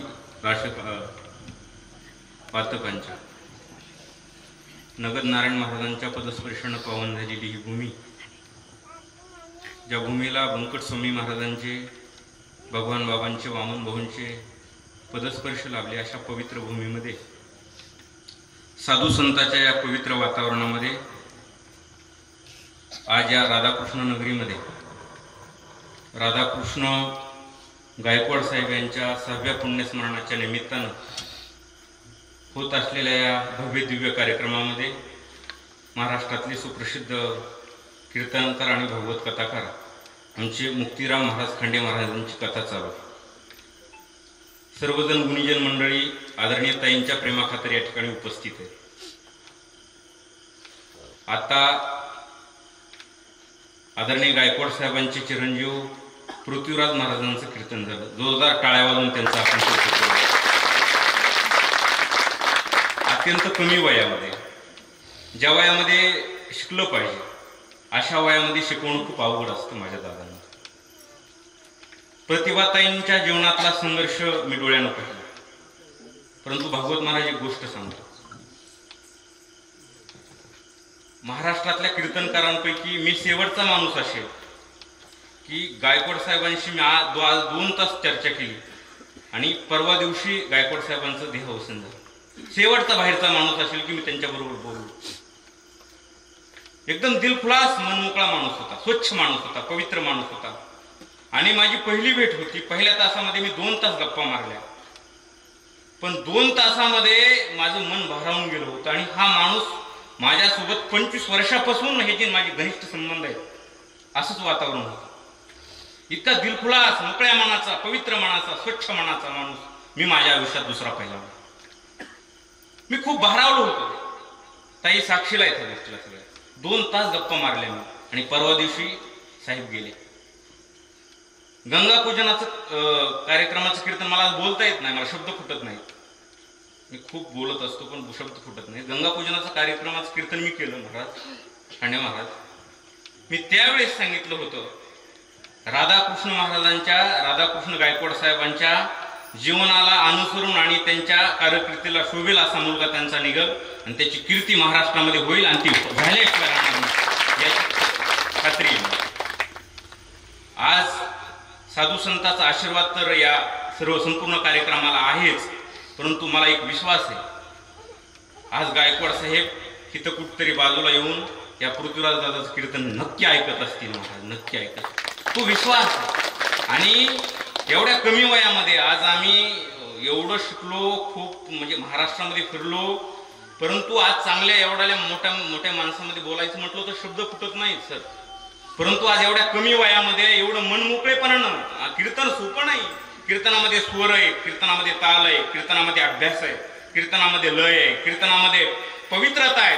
तो सगळा तो वेगळाच माहोल आहे. आणि म्हणून कीर्तन एवढी सोपी गोष्ट नाही. परंतु आज एका आईनं स्टेजवरती बसावं आणि आपल्या मुलाला कीर्तन शिकवावं, हे छत्रपती शिवाजी महाराजांनी, जसं मासाहेबांनी छत्रपती शिवाजी महाराज घडवले, तसे आमच्या ताई आजा दादाला घडवल्याशिवाय राहणार नाही त्याची खात्री मला आहे. आणि ताई काळजी करू नका तुम्ही, आमच्यासारखे भाऊ तुमच्या पाठीशी भक्कम उभे आहेत आणि काळजी कसलीच नाही. तो पृथ्वीराज दादा एक दिवस महाराष्ट्रामध्ये नाव कमवल्याशिवाय राहणार नाही. आणि पवित्र मुलं आहेत, त्यांची मुलगी आहे, शिक्षण घेते, मुलाचं पण नाव होईल. आणि ताईंची तळमळ आहे, खूप संघर्ष आहे ताईच्या जीवनामध्ये. आज 6 वर्ष झाले साहेबांना जाऊन. मी थोडं जास्त बोलतोय, परंतु 1 मिनिट बोलून थांबणार आहे. आज 6 वर्षापूर्वीचा संघर्ष मी जर आठवला ना, ताई 2-3 महिने तर नुसत्या रडत होत्या. काही समोर दिसत नव्हतं, सगळं अंधारच होता, काहीच नव्हतं. परंतु ताईनं स्वतःच्या कर्तृत्वावरती, स्वतःच्या संघर्षाच्या जोरावरती भागवत महाराजांसारखी, आमच्या मुक्तीराम महाराजांसारखी, महाराष्ट्रातले आमचे संतोष डोंगरे सर आहेत, कित्येक जणांची नावं मला माहित नाहीत, कित्येक उद्योग क्षेत्रातली माणसं आहेत तिथे, ही सगळी माणसं जोडली. एवढ्या पावसाच्या वातावरणामध्ये सुद्धा एवढी माणसं इथं उपस्थित आहेत, याचं एकच अर्थ आहे, ताईच्या जीवनातली माणुसकी. आणि म्हणून या मुलाचं भवितव्य उज्ज्वल आहे. हा मुलगा खूप मोठा होईल, त्यासाठी मी खूप खूप शुभेच्छा देतो, खूप खूप आशीर्वाद देतो. आणि ताईंच्या जीवनातला जो संघर्ष आहे, तो संघर्ष तो पृथ्वीराज थांबवल्याशिवाय राहणार नाही. आणि ताईचा स्वभाव सुद्धा मन मोकळा आहे. ताईनं काय नसतंय महाराज, सांगू का तुम्हाला, खूप अवघड असतं. आपण सगळेजण नातेवाईक म्हणत असतो मी तुझ्या पाठीशी आहे, पण कुणी कुणासाठी नसतं महाराज. अहो कोण आहे, तुकाराम महाराजांनी अभंग लिहिला, नको नको म्हणा गुंतू माया जाळी, काळ आला जवळी ग्रासावया, काळाची उडी पडेल बा जेव्हा, सोडविना तेव्हा मायबाप, सोडविना बंधू पाठीशी बहीण, शेजेची कामी न दुरी राही, सोडविना राजा देशीचा चौधरी, आणि सोयरी भली भली, तुका म्हणे तुला सोडविना कोणी, एका चक्रपाणी वाचून या. आणि तो चक्रपाणी जर कोणाच्या पाठीशी असेल तर तो प्रतिभा ताईंच्या पाठीशी आहे, म्हणून काळजी नाही. आणि म्हणून ताईंच्या जीवनाला खूप खूप शुभेच्छा देतो. आज आदरणीय साहेबांना भेटून 6 वर्ष झाली आणि साहेब आज नाहीत होतं. खूप दुःख होत आहे मनातून. आणि खऱ्या अर्थानं साहेबांसोबत खूप दिलखुलास गप्पा मारल्या होत्या आणि खूप आमचे सर सुद्धा होते, शेवटला आले होते. आणि म्हणून एवढा चांगला माणूस, एवढा स्वच्छ मनाचा माणूस गेला महाराज आपल्याकडून. आणि म्हणतात ना, जो आवडे सर्वांना तोची आवडे देवाला. जी माणसं समाजामध्ये सगळ्यांना आवडतात तीच माणसं देवाला सुद्धा आवडतात. आणि म्हणून खऱ्या अर्थानं आज मन भरून आलं, शब्द नाहीत फुटत.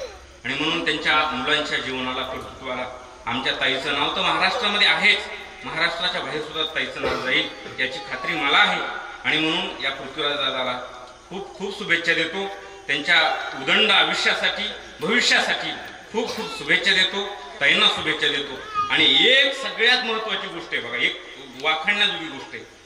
मला माझी विनंती आहे तुम्हाला, तुम्ही सगळेजण एकदा टाळ्या वाजवा. कुणासाठी ऐका, त्यांच्या माता आणि पित्यासाठी एकदा जोरदार टाळ्या वाजवा. महाराज ताईला सगळ्यात मोठा जर आधार जर कुणाचा असेल तर तो आई आणि बाबाचा. महाराज खूप दुःख आहे त्यांना ताई कीर्तन करायला लागल्यानंतर आमच्या परिसरामध्ये येतात ताई, आणि मी खूप त्यांना कार्यक्रम देत असतो तिकडे पाटोद्याकडे. परंतु ताई कीर्तन करायला लागल्या ना आमच्या साहेबांना आणि आईला खूप भरून येतं, खूप दुःख होतं. परंतु रात्रीच्या वेळेस एका लेडीजनं इतका प्रवास हे सोप्या गोष्टी नाहीत, परंतु त्यांची आई आणि वडील भक्कमपणाने उभे आहेत. माझी सगळ्या नातेवाईकांना त्यांना विनंती आहे, त्यांच्या बहिणी असतील, त्यांचे मेहुणे असतील, भाऊजाई सगळ्यांना विनंती, ही आमची बहीण एवढ्या पवित्र मनाची आणि स्वच्छ, जे पटत नाही असं मोकळ्या मनानं बोलणारी आहे. आणि म्हणून जोपर्यंत तुम्ही जिवंत आहात तोपर्यंत तुम्ही त्यांना अंतर देऊ नका, एवढीच विनंती करतो आणि थांबतो. धन्यवाद. प्रेरणा आणि प्रोत्साहन हे प्रतिभेचं खाद्य असतं. या छोट्या बाळामध्ये प्रतिभा फुलावी यासाठी आपण सर्वजण या ठिकाणी आवर्जून उपस्थित आहात. त्याच्या पाठीवर कौतुकाची थाप टाकण्यासाठी आपण सर्वजण उपस्थित आहात. फक्त 2 मिनिट आपण सर्वांनी थांबायचं आहे. आज आमचे मित्र वैकुंठवासी RR गायकवाड यांच्या 6व्या पुण्यस्मरणानिमित्ताने या ठिकाणी भागवत ज्ञानयज्ञ कथा आणि आज कीर्तन त्यांच्या चिरंजीवाचं संपन्न झालेलं आहे. खरं तर सगळ्यांचा ऊर भरून यावा अशीच आजची परिस्थिती आहे. सुरुवातीला कीर्तन करत असताना जे पाणी त्याच्या डोळ्यामध्ये उभं राहिलं, हे पाणी आमच्या ताईंच्या भगिनीच्या डोळ्यामध्ये आम्ही सुरुवातीच्या काळामध्ये पाहिलेलं आहे. आम्ही त्यांना एवढंच म्हणायचो, ताई तुम्हाला लढायचं आहे, तुम्हाला आलेल्या संकटाशी भिडायचं आहे. वाघिणीसारखा ताईंचा स्वभाव, पण आठवणीने हळवा व्हायचा. त्या भिडल्या, त्या संकटाला नडल्या, त्या संकटाच्या छाताळावर उभ्या राहिल्या. आज निश्चितच दुःख तर आहेच, पण आनंदसुद्धा आहे की त्या संकटाच्या छाताळावर उभा राहून एक दमदार वाटचाल त्यांनी सुरू केलेली आहे. आणि ज्या वयामध्ये जिजाऊंनी बालशिवबाच्या हातामध्ये तलवार दिली, अशा छोट्या वयामध्ये पृथ्वीराजच्या हातामध्ये विणा देण्याचं काम त्यांनी केलेलं आहे. फार मोलाचं काम त्यांनी केलेलं आहे. सोपी गोष्ट नाही आहे ही. आज तो एवढा वेळ या ठिकाणी उभा राहिलेला आहे, त्याच्या पाठीमागं फार मोठी तपश्चर्या आहे. खरं तर जवळपास 15-16 वर्षापासून या परिवाराशी घनिष्ठ संबंध आहे. ऋतुजा लहान होती, पांगरी रोडला राहिलं होते. आम्ही बऱ्याच वेळा घरी जायचो. माणसाचा मोठेपणा, खरंच आम्हाला गायकवाड साहेबांचं कौतुक काय वाटायचं की ताई कार्यक्रमामध्ये असायच्या आणि ते ऋतुजा लहान होती त्यावेळेस ऋतुजाला घेऊन बाहेर उभं राहायचे, किंवा ज्यावेळेस पृथ्वीराज लहान होता त्यावेळेस त्याला घेऊन बाहेर उभं राहायचे आणि ताई कार्यक्रमामध्ये असायच्या. त्या कार्यक्रमापर्यंत घेऊन जायचं, ताईंना मध्ये कार्यक्रमामध्ये सोडायचं आणि बाळ रडायला लागले की बाहेर घेऊन थांबायचं. आपल्या पत्नीच्या पाठीशी कसं उभं राहावं हे शिकण्यासारखा तो माणूस होता. आणि म्हणून आज महाराष्ट्रातच नव्हे तर महाराष्ट्राच्या बाहेरसुद्धा ताईंची कीर्ती ही पोहोचलेली आहे. ते किंग नव्हते, पण ते किंग मेकर होते. त्यांनी घडवण्याचं काम केलं. आणि king maker is the greater than king असं म्हटलं जातं. राजापेक्षा राजाला घडवणारा महान असतो. तो माणूस खरंच महान होता. अनेक वर्ष आम्हाला त्यांच्या सानिध्यामध्ये, आम्ही एकदा वानगावला, मला अनेक प्रसंग आठवतात. वानगावला कीर्तनाला गेलो, ताईंचं कीर्तन होतं वानगाव फाट्यावर. आम्ही जाताना गाडीवरच गेलो. माझी गाडी होती, त्यांची गाडी होती. येताना रात्री 12 वाजले. तिकडून जोगदन भाऊची गाडी होती. आम्ही ताईला गाडीत बसवलं आणि आम्ही गाडीवर आलो. असे अनेक प्रसंग आहेत. अनेक कार्यक्रमामध्ये आम्ही एकत्र होतो. परंतु आज खरं तर मला 8 दिवसामध्ये येणं झालं नाही या ठिकाणी. शाळेचा टाईम आणि इथला टाईम एकच होता. आणि आज नेमकं यायच्या टायमाला पाऊस सुरू झाला. म्हणलं आज काय होतं नेमकं अवघड आहे. आणि नाही गेलं तर पुन्हा काही खरं नाही आहे. ताईच्या तावडीत सापडल्यावर सुट्टीच नाही आहे. जावा तर लागलंच म्हणलं आज, काही हो, पावसात भिजू काही हो. कारण परखड पण सत्य. आणि ताईचा स्वभाव आणि ताईचं मन हे स्फटिकासारखं निर्मळ आहे. बोलतात भडकन. आम्ही अनेक वेळा ऐकून घेतलेले. आम्ही तर सांगत असतो तुम्हाला सगळे अधिकार आम्ही देऊन टाकलेले आहेत, काय म्हणायचे ती म्हणा, ते आम्हाला सोडत नाहीत. असं एक सुंदर कार्यक्रम, सगळे राधाकृष्ण नगरी आणि परिसरातील सर्वांचं सहकार्य. आणि ताईंचे आम्ही सुरुवातीपासून पाहतोय की दोन्ही परिवार त्यांच्या पाठीशी ठामपणे उभे आहेत. गायकवाड परिवारही आहे, खांडे परिवारही आहे, त्यांचे बंधू आहेत, त्यांचे मेव्हणे आहेत, खांडे सर, त्याचबरोबर मुंगरट सर, आणखीन सगळा परिवार त्यांच्या पाठीशी उभा आहे. असंच तुम्ही पाठीशी उभा राहा. आणि ताईंनी जोडलेली एवढी प्रेमाची माणसं आहेत, महाराष्ट्रात आणि महाराष्ट्राच्या बाहेर आहेत.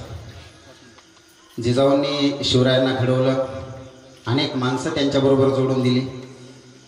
शिवाजी महाराज मोठे झाले, ते गेल्यानंतर संभाजीराजे होते. जसं संभाजीराजांच्या पाठीशी हंबीर मामा खंबीरपणे उभे राहिले, तसे अनेक मामा, राधे राधे मामा तर आहेतच, पण अनेक मामा आज महाराष्ट्रामध्ये आहेत की जे पृथ्वीराजच्या पाठीशी खंबीरपणे उभे राहणार आहेत. आणि त्यामुळं पृथ्वीराजचं भविष्य उज्ज्वल आहे. सगळी महाराज मंडळी आणि ज्ञानी मंडळी या ठिकाणी उपस्थित आहेत. माझं निरीक्षण सुरुवातीपासून होतं आणि मी म्हणतोय ते बरोबर आहे का चूक आहे हे तुम्हीच ठरवा. मला माहीत नाही, मी लहानपणी इंदुरीकरांना पाहिलं नाही, पण मला आज पृथ्वीराजांमध्ये बाल इंदुरीकर दिसले. म्हणजे तीच सावळी मूर्ती, तशीच अंगकाठी सडपातळ आणि तीच लकब मला त्याच्यामध्ये आज दिसली. त्याचं करावं तेवढं कौतुक कमीच आहे, त्याच्या आईचं करावं तेवढं कौतुक कमीच आहे. आमच्या मित्रांनी त्याच्यासाठी कष्ट घेतलेले आहेत, खांडे महाराजांनी. ह्या दोन्ही परिवारांचं करावं तेवढं कौतुक कमीच आहे. आजही आरआरचा चेहरा डोळ्यासमोर दिसतो. त्यांचे बंधू समोर बसलेले आहेत. माझा त्यांचा परिचय नाही, परंतु त्यांच्याकडे पाहिले की लक्षात आलं ते त्यांचे बंधू आहेत.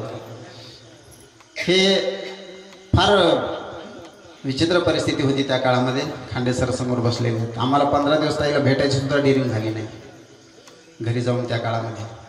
म्हणजे आपण कल्पनाही करू शकत नाही की अनपेक्षित अचानक अकाली अशा प्रकारचं संकट कोसळावं आणि काहीच नाही चालता बोलता. पण हे कुणाच्या हातात नाही आहे.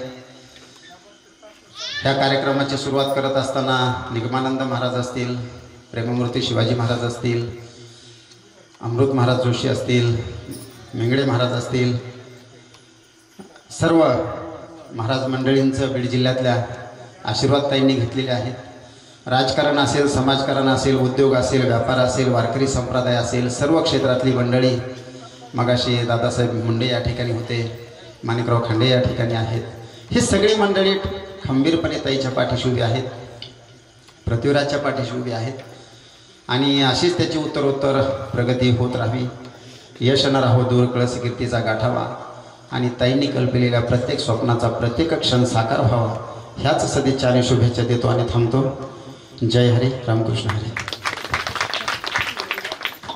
आणि शेवटी धर्मवीर संभाजीराजांबद्दल जे उद्गार संत तुकोबारायांनी काढले ते खऱ्या अर्थानं आज या ठिकाणी सार्थ होत आहेत. मला भरून यासाठी येतं की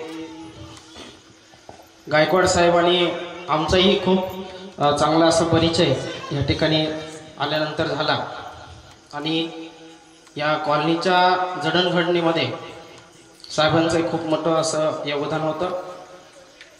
ताईंनी जसं महाराष्ट्रामध्ये नाव आपलं गाजवलं तसंच पृथ्वीराज देखील त्याचं नाव गाजवणार आहे आणि पृथ्वीवरती त्याचं राज्य व्हावं अशी सदिच्छा मी व्यक्त करतो. आमच्या संपूर्ण राधाकृष्ण नगरीच्या वतीनं, परिवाराच्या वतीनं आम्ही देखील ताईच्या पाठीशी खंबीरपणे उभा आहोत. आणि खऱ्या अर्थानं ताईंच्या प्रेरणेनं या ठिकाणी मागील 3 वर्षापासून आम्ही देखील धार्मिक कार्य सुरू केलेलं आहे. सप्ताह असेल, भागवत कथा असेल, या माध्यमातून ते वाढत जाणार आहे. आणि ज्या कॉलनीचं नाव राधाकृष्ण नगरी आहे, पुढं चालून असं व्हावं की ते राधाकृष्ण गायकवाड यांच्या नावानं पडलं का काय, अशी एवढी ताकद या कार्यक्रमाच्या माध्यमातून ताईंनी आणि पृथ्वीराजने उभं करावे. आमच्या सर्व राधाकृष्ण नगरीचा परिवार ताईच्या पाठीशी खंबीरपणे कधी उभा आहे. रात्री अहोरात्री आम्ही ताईंच्या पाठीशी उभा आहोत. आपण तर दुरून पाहणार आहेत, पण आम्ही नेहमी ताईंच्या पाठीशी उभा असतो. एक भाऊ म्हणून या कॉलनीतील सर्वच भाऊ ताईंच्या पाठीशी नेहमी उभा आहेत. आणि मामा म्हणून आम्ही पृथ्वीराजच्या पाठीशी उभा आहोत. परत एकदा या महाराष्ट्रामध्ये एक नामवंत कीर्तनकार, आणि आम्हाला असं म्हणता येईल की त्या मोठ्या कार्यक्रमामध्ये आम्ही कुठेतरी मागे बसलेलो असत आणि ते कीर्तन करतात, त्या कीर्तनातले पहिले साक्षीदार आम्ही आहोत. हे सद्भाग्य या ठिकाणी आम्हाला प्राप्त झालं. खऱ्या अर्थानं आम्ही पण भाग्यवान आहोत की ज्या कॉलनीमध्ये ताई राहतात, ज्या कॉलनीमध्ये पृथ्वीराज राहतो, त्या कॉलनीमध्ये आम्ही राहतो. परत एकदा सदिच्छा, आपल्या सर्वांचे मनपूर्वक आभार. या ठिकाणी ज्यांच्या अमृततुल्य वाणीतनं आपण भागवत कथा श्रवण करतोय अशा आमचे आदरणीय मुक्तीरामजी खांडे महाराज यांची सुंदर अशी भागवत कथा, आपणही आम्हाला सहकार्य करावं पुढील कार्यात. आपलंही मार्गदर्शन आम्हाला खूप महत्त्वाचं आहे. आमचे चाटे काका या ठिकाणी उपस्थित आहे, चंद्रकांत शेळके उपस्थित आहे, अनेक गुणीजन मंडळी, महाराष्ट्रातील नामवंत मंडळी उपस्थित आहे. मी राधाकृष्ण नगरीच्या वतीनं आपल्या सर्वांचं मनपूर्वक आभार व्यक्त करतो आणि यानंतर ताईंच्या हाती सूत्र देतो. धनंजयाजी परी, ज्याचा उदय आहे त्याचा हस्त आहे. जन्म आणि मृत्यू यामधील जे अंतर आहे त्याला आपण जीवन म्हणतो. आणि प्रत्येक व्यक्ती त्याच्या श्वासाला सुंदरता बनवण्याचं काम करत असतो. आपल्या भूमिकेला सार्थ ठरवण्यासाठी ज्यांनी आपलं आयुष्य घडवलं, जो आवडतो सर्वांना तोची आवड देवाला, अगदी कमी वयामध्ये ज्यांनी आपल्या सर्वांचा निरोप घेतलेला आहे. खरं तर काही गोष्टी या ठिकाणी बोलण्यासारख्या नाहीत. सगळ्यात वयानं मी कमी आणि सगळ्यात छोटा, परंतु त्यांचे जे काही माझ्यापेक्षा जे काही सिनियर साडू आहेत डोंगरे सर, त्यांच्यापेक्षा एक अतिशय जवळचा साडू नसून मी त्यांचा एक छोटा भाऊ, एक दिलदार मित्र म्हणून आमचा नाही का नेहमीचा परिचय असायचा. कारण की मी बऱ्याचदा माझ्या पत्नीला खोटं बोलून अनेक कारणं सांगून मी आर गायकवाड यांना बीडमध्ये भेटायला यायचो. 8 दिवसातून 4 दिवस तरी असायचो. आणि ज्यावेळेस ते गेले त्यावेळेस एक खूप दुःखाचा डोंगर आमच्यावरती कोसळलेला आहे. कारण की माझ्या ज्या काही गोष्टी आजही मी पूर्ण करू शकलो नाही, जर आज आर असते तर एक आज माझी वाटचालसुद्धा एक वेगळीच राहिली असते. कारण की माणसाकडे काय आहे त्याच्या पाठीमागे एक धमक असणं गरजेचं आहे बघा. आणि आर यांच्या पाठीमागे धमक फार जबरदस्त होती. कारण की तुम्ही लढा, मी तुमच्या पाठीमागे खंबीरपणे उभा आहे. परंतु ठीक आहे, ते आज या ठिकाणी नाहीत, परंतु त्यांचे आचार आणि विचार सदैव आमच्या स्मरणामध्ये राहतील. त्यांचा मुलगा आज पृथ्वीराज याने अतिशय सुंदर या ठिकाणी आपल्या अभंगावरती विवेचन केलेलं आहे. मला सुद्धा त्याची गॅरंटी वाटत नव्हती. मला वाटलं माझाच मुलगा शाहिरी पोवाडे म्हणतो की काय, परंतु एक त्यालाही त्याने या ठिकाणी ओव्हरटेक केलेला आहे. पृथ्वीराजला पुढील वाटचालीसाठी खूप खूप आभारभर शुभेच्छा. आणि या ठिकाणी उपस्थित जे काही पाहुणे मंडळी राहिलेले आहेत त्यामध्ये आदरणीय संतोषजी डोंगरे सर, सदैव प्रतिभा वहिनींना सहकार्य करणारे, पितृतुल्य असणारे प्राध्यापक शिवाजीराव खांडे सर, त्यानंतर माणिकरावजी खांडे, त्यांचे 2 दीर संजयजी गायकवाड, विजयजी गायकवाड, संपूर्ण खांडे परिवार, गायकवाड परिवार आणि मुक्तीराम महाराज खांडे असतील, अतुल महाराज येवले असतील, भागवत महाराज नरोडे असतील, संदीप महाराज आमटे असतील. कारण की तुम्ही तुमच्या या बहिणीसाठी सदैव आमच्या अगोदर तुम्ही या ठिकाणी हजर त्यांच्यासाठी राहायचंय. बेलपे सरांचं कौतुक करावं तेवढं कमीच आहे. कारण की प्रत्येक कामामध्ये या कॉलनीतच नाही तर त्यांनी मला सांगितलेलं आहे, सर ताईंना कुठली एक जरी गरज लागली अगोदर आम्ही असू नंतर तुम्ही, परंतु विनाकारण आम्ही ताईंच्या घरी कधी जाणार नाही. ज्यावेळेस त्यांना गरज लागेल त्यावेळेस आम्ही तुमच्या अगोदर या ठिकाणी राहू. तुम्ही सुद्धा या ठिकाणी भावाची भूमिका ही राधाकृष्ण नगरी बजावत आहे. मी राधाकृष्ण नगरीचे सुद्धा या ठिकाणी खूप खूप आभार मानतो. आणि उद्या ठीक 10 ते 11 या वेळेमध्ये राहिलेली भागवत कथा होणार आहे पहा. आणि 11 ते 1 महाराष्ट्रातील एक ख्यातनाम कीर्तन केसरी हरिभक्त पारायण अक्रोड महाराज साखरे यांचं या ठिकाणी कीर्तन होणार आहे. आणि कीर्तन झाल्याच्या नंतर या ठिकाणी महाप्रसादाची पंगत होईल. त्याकरिता या परिसरातील राधाकृष्ण नगरीतील सर्व भाविक भक्तांना एक नम्रतेची विनंती करतो की आपण सर्वांनी उद्याच्या या महाप्रसादाचा आणि कीर्तनाचा सर्वांनी लाभ घ्यावा. आणि राधाकृष्ण नगरीतील सर्व आमच्या ज्येष्ठ मंडळींना एक विनंती करतो की आपण उद्याचं आपलं काम रद्द करून या कार्यक्रमासाठी हजेरी लावून जास्तीत जास्त संख्येनं आपण या ठिकाणी उपस्थित राहून आलेल्या सर्व भाविक भक्तांना आपल्याला या ठिकाणी पंक्तीचं त्यांचं नियोजन करायचं आहे. आमच्या लोडके काकू सुद्धा या ठिकाणी उपस्थित आहेत. त्यानंतर दगडी शहाजनपूरचे सामाजिक कार्यकर्ते आणि सरपंच आदरणीय अरुण तात्या गोरे सुद्धा या ठिकाणी उभे आहेत, बंडमामा जोशी सुद्धा या ठिकाणी उपस्थित आहेत. सर्व स्तरातील जे काही आप्तसुखी या ठिकाणी उभे आहेत या सर्वांचं पुनश्च एकदा प्रतिभा गायकवाड आणि गायकवाड परिवाराच्या वतीनं या ठिकाणी सर्वांचे आभार मानतो आणि त्यांच्या वतीनं हा कार्यक्रम संपला असं या ठिकाणी जाहीर करतो. बाजीराव खंडे सर त्याचं या ठिकाणी स्वागत करत आहेत. मी पृथ्वीराजला विनंती करतो कीर्तनाच्या प्रसंगी झोप आल्याच्या नंतर जे मांडीवर घेत आहेत ते प्राध्यापक शिवाजीराव खंडे सर तुझं या ठिकाणी स्वागत करत आहेत. या ठिकाणी अतुल महाराज येवले यांचं या ठिकाणी स्वागत संपन्न होत आहे. पहाटे भूमीचे मार्दव सांगी कुंभाची लवलव या ठिकाणी पृथ्वीराजचं स्वागत प्राध्यापक शिवाजीराव खंडे सर, खंडे परिवार, संतोषजी डोंगरे सर, मुक्तीराम महाराज खंडे, माणिकरावजी खंडे हे सर्व मंडळी त्यांचं या ठिकाणी स्वागत करत आहेत. डोंगरे सर आपण समोर यायचंय. सर्व ज्येष्ठ मंडळींचा या ठिकाणी आपण आशीर्वाद घ्यायचे आहेत. त्यांच्या आजोबा प्राध्यापक शिवाजीराव खंडे सर यांच्याकडून स्वागत करत आहेत. त्यांच्या समवेत मुक्तीराम महाराज खंडे सुद्धा या ठिकाणी आहेत. यानंतर अरुण तात्या गोरे हे सुद्धा पृथ्वीराजचं या ठिकाणी स्वागत करत आहेत. लेकराचे पाय पाळण्यात दिसतात